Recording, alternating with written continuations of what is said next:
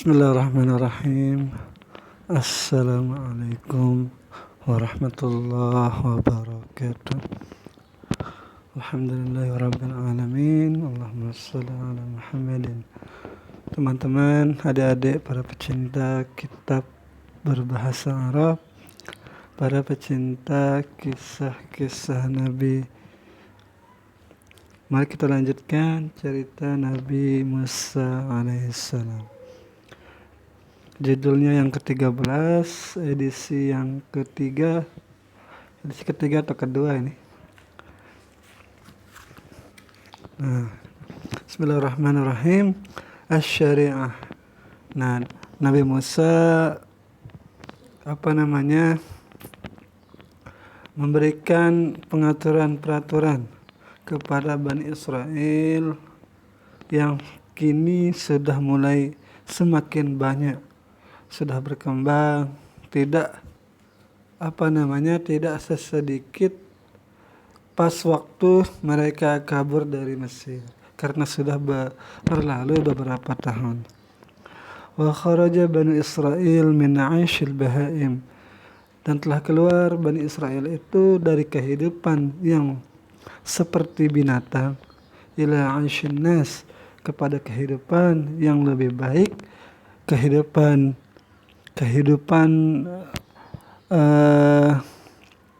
sebagaimana layaknya manusia lah kita.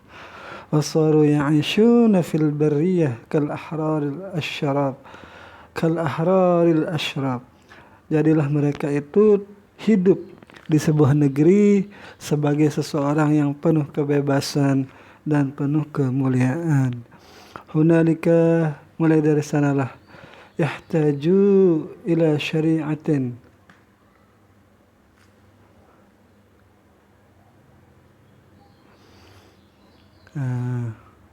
kenapa dia buang nun di sini ya? Kenapa enggak ihtajuna ila syari'atin ilaih?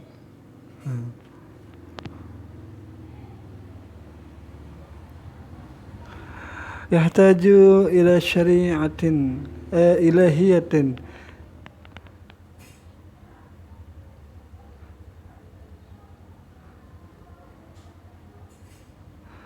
Mereka membutuhkan kepada satu peraturan, satu syariat yang berasal daripada Tuhan. Tahkumu bainahum, yang syariat itu mengatur di antara mereka, wa tuniru lahumus sabil, dan memberikan cahaya bagi mereka akan satu jalan. Innal insan, sungguh manusia itu la yastati', tidak akan mampu, an ya'is, untuk hidup, keinsanin illa bi syari'atin ilahiyatin, tidak akan bisa hidup selayaknya manusia kecuali dengan menggunakan satu peraturan hidup, satu pedoman hidup, yaitu syariat ilahiyatin yang berasal dari ketuhanan. Wa illa, dan jika tidak ada syariat itu, dan tidak adalah syariat itu, illa binurim min rabbih, kecuali mendapatkan cahaya daripada Allah. Al-alamu kulluhu zalamun, bermula alam dunia itu semuanya itu adalah gulita, fi zalamin, di dalam kegelapan, illa man asyraqa lahu nurun min rabbih, kecuali ada orang yang ditampakkan cahaya baginya daripada Tuhannya. Wa dzalikan nur, dan yang demikian cahaya itu, huwa nurul anbiya, dialah cahaya kenabian, alladzi yahtadi bihin nas, yang para manusia itu mendapatkan petunjuk dengannya. Wa man lam yahtadi, siapa orang yang tidak dapat petunjuk bihadan nur, dengan cahaya ini, kana fi dhalalin, adalah ia berada di dalam kesesatan, yakhbitu khabata ashfa, mereka serampangan di dalam kehidupan ini. Fal aqidu, maka bermula akidah-akidah bi ghairi hadan nur, dengan tanpa akidah ini, awhamun, hanyalah permainan, wa khurafat, dan khurafat, yadhaku minhal atfal, yang anak-anak kecil akan menertawakannya. Amma sami'tum aqaidal musyrikin, adapun akidah yang kalian dengar daripada orang-orang musyrik, wal kuffar, orang-orang kafir, wal yahud, dan akidah orang Yahudi, wan nasara, dan akidah orang Nasrani, wa khurafatihim, dan khurafat mereka, wa asatirahum, dan cerita-cerita tipuan mereka. Wal ilmu, nah ini apa maksudnya nih ya? Dan bermula ilmu itu jahlun. Kenapa ilmu itu jahlun di sini ya? Mungkin maksudnya gini. Dan bermula ilmu itu mengetahui jahlun, mengetahui tentang kebohongan. Nah, bukan seperti itu.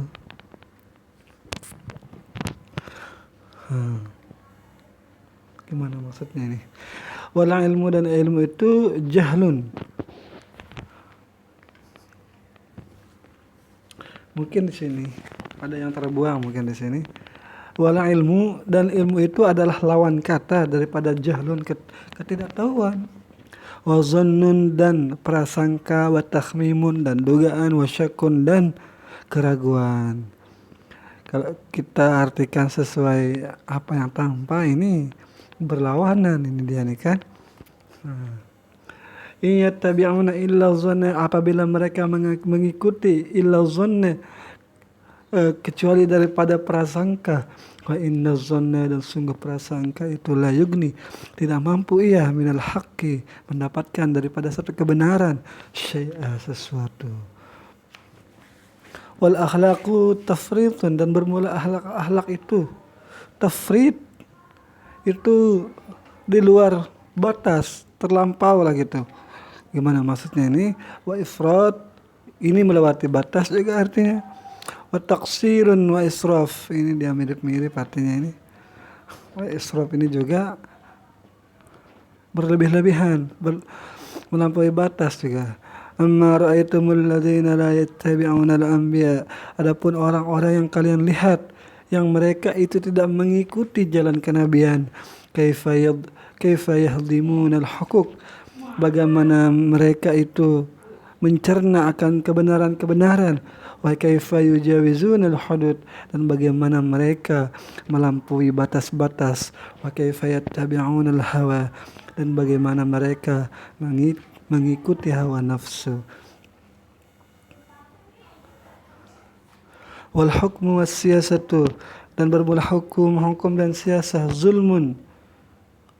Nah, ini kan seperti lawan katanya saja disebutkan sama mu'alifnya ini. Hukum dan siasah itu zulmun. Ini satu kegelapan, wastibdadun, dan satu apa ini ya? Wastibdadun, kekerasan, keras kepala, mereka keras kepala gitu. Wa khabatun fi amwalin nas, di dalam harta para manusia, wa huquqihim, dan hak-hak mereka, wa dimaihim, dan darah-darah mereka. Amma ra'aitum ulal amri, adapun apa yang telah kau lihat itu, ulal amri, seutama urusan, mimman la yakhafuna Allah, dari orang-orang yang tidak takut kepada Allah, wa la yattabi'una syari'ah, dan tidaklah mereka itu mengikuti akan syariat. Kaifa yakhufuna al-amanat, kaifa yakhununa al-amanat, bagaimana mereka itu mengkhianati akan amanah-amanah. Wa kaifa yab'atsuna bi amwalillah, ya'batsuna bi amwalillah.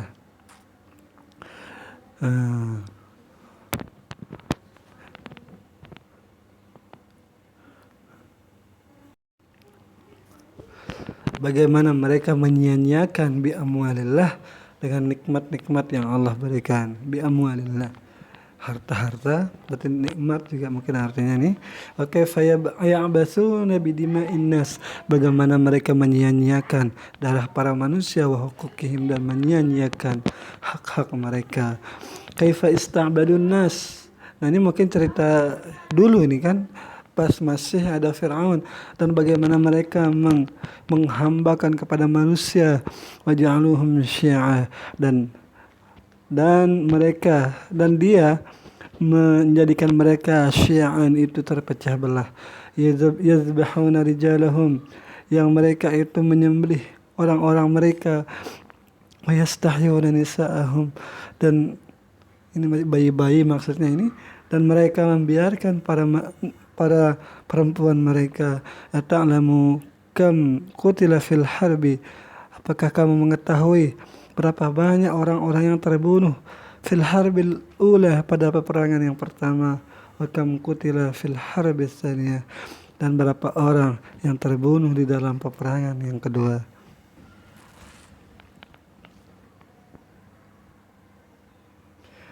Ini disebutkan di catatan kaki peperangan peperangan pertama itu, ini ada adadul musabin, jumlah orang yang terdampak fil harbil ula al-kubra, pada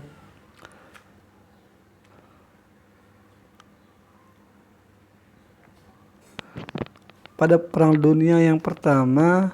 Mungkin ini kenapa di tahun 1918 dan 1914 dan 1918. Apakah ini tahun Masehi maksudnya? Karena memang itu adalah tahun Perang Dunia Pertama. Ya benar.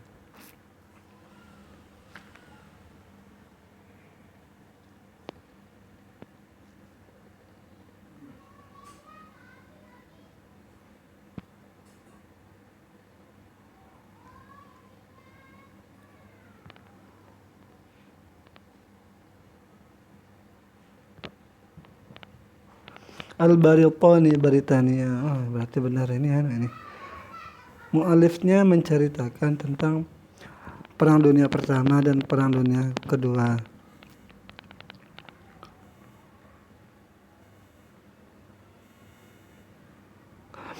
Fal'alamu kulluhu zalaman, dan bermula dunia itu semuanya gelap. Fi zalamin, di dalam kegelapan. Fi zalamin, di dalam kegelapan. Illa man asyraqa lahu nurun min rabbih, kecuali orang yang mendapatkan cahaya daripada Tuhannya. Zulumatin, ini surat An-Nur ini kalau nggak salah. Zulumatun ba'duha fawqa ba'd, kegelapan ba'duha fawqa ba'din, yang zulumat oleh sebagian mereka di atas sebagian yang lain. Idza akhraja, apabila mengeluarkan yadahu, akan tangannya, lam yakad yaraha, seakan-akan seolah-olah ia tidak, hampir-hampir ia tidak dapat melihat tangannya. Wa man lam yaj'alillah, dan siapa orang yang Allah tidak jadikan lahu nuran, baginya cahaya, fama lahu min nur, maka tidak ada baginya cahaya. Wan nabiyyu yu'allimun nas, dan bermula nabi itu mengajarkan para manusia kaifa ya'budunallah, bagaimana cara mereka menyembah kepada Allah. Wa kadzalika, dan begitu juga yu'allimuhum, nabi itu mengajarkan kaifa yu'amilu ba'duhum ba'dha, bagaimana cara mereka bermuamalah di antara mereka kepada sebagian yang lain. Wan nabiyyu, dan nabi itu yu'allimun nas, mengajarkan manusia adabal hayati, adab-adab kehidupan, ma'a adabid din, berserta adab-adab tentang keagamaan. Wa yu'allimuhum, dan mengajarkan mereka adabal akli, tata cara makan, adab-adab makan, wa adab syurbi, dan adab-adab minum, wa adab naum, dan adab-adab tidur, wa adab majlis, dan adab bermajlis, wa adab kulli syai', dan adab-adab segala sesuatu. Wa yu'allimuhum al-adab, dan ia mengajarkan mereka akan adab. Kama yu'allimul walid, sebagaimana seorang orang tua mengajarkan, sebagaimana orang tua yang penyayang, asy-syafiq itu, sebagaimana mengajarkan orang tua yang penyayang abana'ahu, akan kepada anaknya, al-a'izzah, yang ia sayangi. Wan nasu kal atfal, orang-orang itu seperti anak-anak as-sighar, anak-anak kecil. Mereka itu seperti anak kecil, yahtajuna fi kibarihim, yang mereka anak kecil itu butuh kepada orang yang lebih besar, ila tarbiyatil anbiya, kepada mengasuhnya, mengajarinya para nabi, aksar, itu lebih banyak, mimma yahtajuna fi sugharihim, dari apa yang mereka butuhkan pada masa kecil mereka, ila tarbiyatil aba, kepada didikan seorang orang tua atau didikan orang tua. Jadi didikan para nabi itu lebih utama daripada didikan orang tua kepada anaknya. Walladzina lam yatalaqqaw hadhihi tarbiyah, dan orang-orang yang tidak menjumpai akan ini pendidikan an-nabawiyah, pendidikan kenabian, walam yata'allamul adab, dan tidak mempelajari akan adab minal anbiya, daripada nabi, ka asjaril bariyah, maka ia itu sama seperti pohon-pohon yang ada di atas tanah atau di atas daratan. Kenapa disamakan? Mungkin karena pohon-pohon itu walaupun hidup bersama Nabi tetapi tidak mendapatkan pengajaran lah gitu. Kan mereka bukan benda hidup yang kita anggap panah lah gitu. Apa namanya, yang bisa bergerak, berjalan. Memang ada orang-orang nanti kalau kita sebut bukan benda hidup, kan pohon itu hidup nanti katanya kan. Memang kalau di Jepang itu, di dalam bahasa Jepang, pohon itu dikatakan benda mati. Kenapa? Karena tidak bisa berjalan. Akan tetapi dalam istilah-istilah yang lain, banyak juga yang mengatakan bahwa pohon itu benda hidup, sama seperti manusia. Mereka bernapas, mereka bisa berkembang biak. Tergantung cara kita melihatnya nanti. Nabatat, yang pohon itu tumbuh, wa nasya'at, dan ia tumbuh juga artinya binafsiha, dengan sendirinya.